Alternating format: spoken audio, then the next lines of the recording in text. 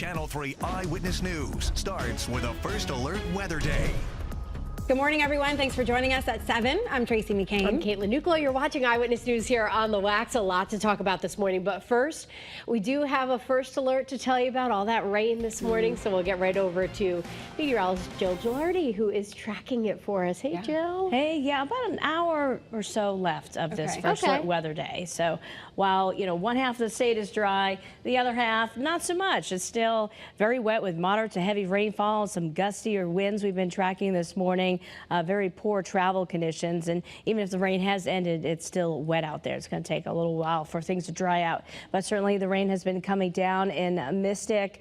Very dreary start to the day. The only live radar in the state showing, again, much lighter conditions back to the west, but there are those pockets of heavy rainfall lifting northward. Montville up through Windham will give you that first alert, Putnam especially. So yeah, travel is the worst in terms of the rain off across our easternmost counties. And showing you our exclusive product in about an hour from now. Most of the heavier rain is on the way out of the state. So, 8, 9, the very latest, this first alert weather day will continue. So the rain is going to be wrapping up in the next couple of hours to the east. Spot shower, a little drizzle will be lingering, and it's still breezy out there, but the strongest of the wind gusts seem to have moved out of the state. Hour by hour forecast, help you plan out your day. Well, we'll be kind of putting away the umbrella eventually and get to enjoy some sunshine. And how about those 50s staying with us all day long as we look town by town, getting up to about 53 in Washington. So these numbers, some 20 degrees above average, 56 for the high in Suffield, feeling amazing in Stores, getting up to 54 degrees as we go later into the day. And then here we go, 55 at Old Saybrook, also 56 in Durham. So getting spoiled with some warmth as we head towards the end of the year. Unfortunately, rain is going to be returning tomorrow for part of New Year's Eve. We'll time that out for you coming up a little bit later. Let's get an update, though, on traffic with Roger. All right, good morning, Jill. Listen, the rain is an issue everywhere, right? The roads are wet, as you can see, across our great state in Hartford, Waterbury, and in Farmington. But I do want to show you here in Farmington, this is the major issue that is playing out right now. Let me step aside and give you a better view. The highway is shut down 84 west between exits 39A and 39 because of a 3-vehicle crash. Now, we do have a DOT camera that is closer to the scene of that multi-vehicle crash. It's been disabled right now, but you certainly can see the corresponding backup. Bottom line is, if you are driving through Farmington or if you plan to for your morning commute, you're going to need to avoid this area. Again, 84 west between exits 39A and 39 completely shut down. It's a relatively small section of highway, but again, it is closed down completely as you head west through Farmington. We'll keep you posted. Your reporter, Marcy Jones, by the way, on the way to that scene of this developing traffic situation. That is a look at your first alert traffic report, driven by your Connecticut Chevy dealers.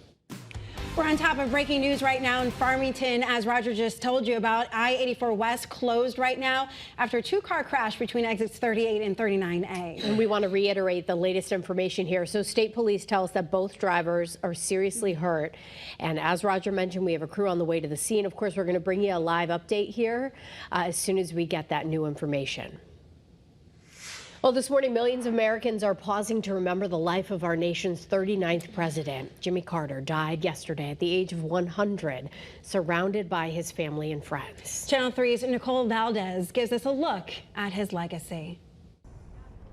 A nation in mourning as tributes pour in to honor former President Jimmy Carter. It's a really sad thing. It's a loss. It is a loss. In Washington, D.C., visitors reflected on Carter's legacy as a man who rose from humble beginnings on a peanut farm in Plains, Georgia, to become a Navy officer, Georgia governor, one-term president, Nobel laureate, and longtime volunteer with Habitat for Humanity. He was the first president I voted for that won. I think he was someone who tried to do good things for this country. Flags were lowered to half-staff at the White House and the U.S. Capitol. Just outside the city, there was a moment of silence before the Sunday night football game between the Washington Commanders and the Atlanta Falcons. New York's Empire State Building lit up in red, white, and blue. A makeshift memorial of flowers and messages to former President Carter is growing at the Carter Center in Atlanta. One note read simply, "We love you, President Carter." Last night, President Joe Biden called Carter a remarkable leader, humanitarian, and dear friend. Some look at Jimmy Carter and see a man of a bygone era with honesty and character, faith and humility. It mattered. But I don't believe it's a bygone era. I see a man not only of our times, but for all times. The Carter Center says public memorial services will also be held in Atlanta, all before Carter is laid to rest near his home, next to his beloved wife, Rosalind. Nicole Valdez, CBS News, Atlanta. Here's what President Joe Biden had to say about former President Carter. Over 6 decades, we had the honor of calling Jimmy Carter a dear friend. But what's extraordinary about Jimmy Carter, though, is that millions of people throughout America and the world who never met him thought of him as a dear friend as well. President-elect Donald Trump also released a statement saying, in part, quote, "The challenges Jimmy faced as president came at a pivotal time for our country, and he did everything in his power to improve the lives of all Americans. For that, we all owe him a debt of gratitude." And our team coverage continues now with a look into Jimmy Carter's impact right here in Connecticut. Your reporter, Cassidy Williams, has more on the former president's influence on our state. June 2004, former President Jimmy Carter and his wife Rosalind were in Groton to help christen the USS Jimmy Carter. Carter was familiar with the naval base, serving there during his time in the Navy. He spoke about the importance of a strong submarine force. The primary purpose of the submarine force and the entire military force, from the time I went into it as a young man, has been to preserve the peace. At the same time, to protect our own country's security. So when the very next year the Navy considered closing the Groton base for good, Carter spoke publicly against the plan. Representative Joe Courtney, who currently represents that area, said in a statement, "Today, Eastern Connecticut maintains our proud role as submarine capital of the world, thanks to former President Carter." It's just one place Carter made an impact. Ladies and gentlemen, President Jimmy Carter. In September 2007, Carter spoke at Quinnipiac's Albert Schweitzer Institute.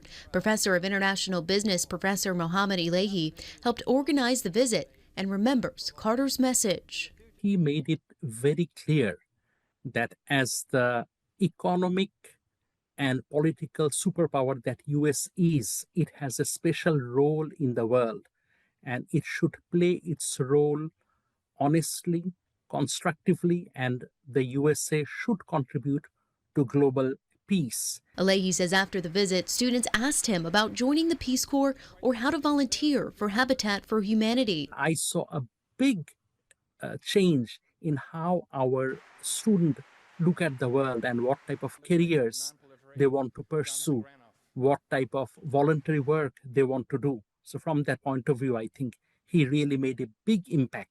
Because while he may be known as the peanut farmer president, the nutmeg state was an important part of his legacy too. Cassidy Williams, Channel 3 Eyewitness News.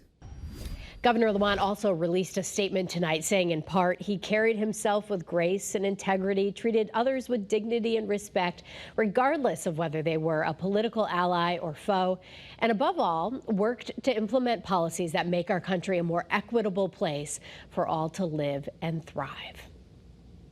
Congressman Joe Courtney also weighing in said America lost a great man, adding when the Navy sought to close submarine base New London, former President Carter stood by Team Connecticut in opposition to a plan which would have moved the base's fleet to his home state. Courtney says the decision shows Carter's integrity and honor and thanks him for keeping Connecticut the submarine capital of the world.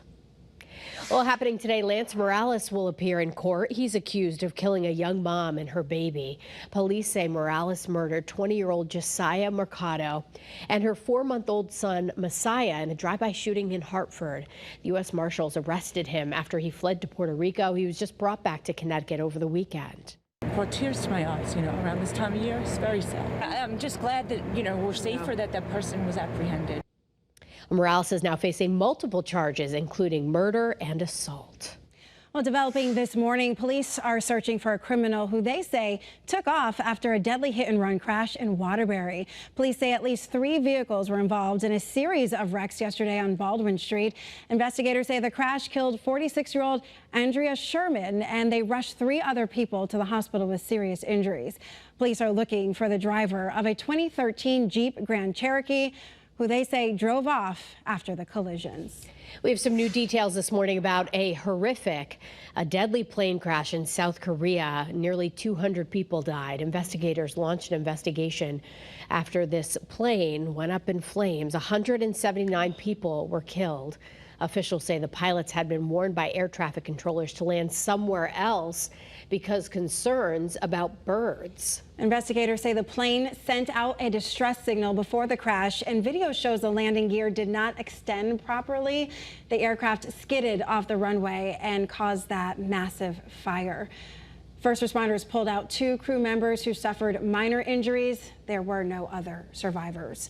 The flight data and cockpit voice recordings have been recovered. The investigation could take months.